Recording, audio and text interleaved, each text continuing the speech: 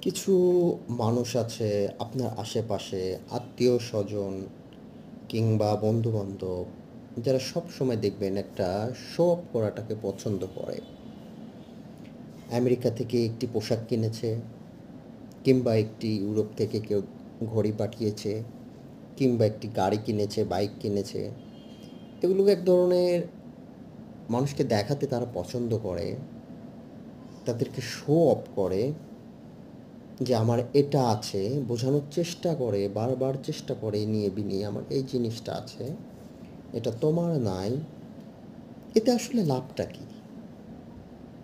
একটা মানুষের একটা কার আছে, এরকম কার প্রচুর মানুষের আছে, বাইক প্রচুর মানুষের আছে। এ দুনিয়াতে কোটি মানুষের উপরে মানুষ আইফোন চালায়। তাহলে আমি এক্সট্রা অর্ডিনারি বা ইউনিক কিছু কি করেছি?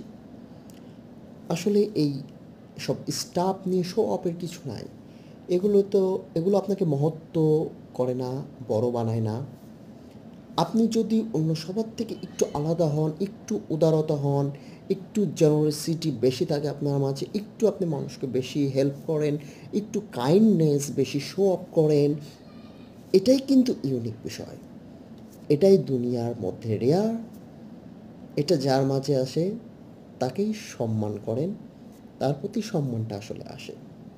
জিনিসপাতির প্রতি আসলে সম্মানবোধের কিছু নাই। তাই শো অফ বন্ধ করুন, মানবিক হন।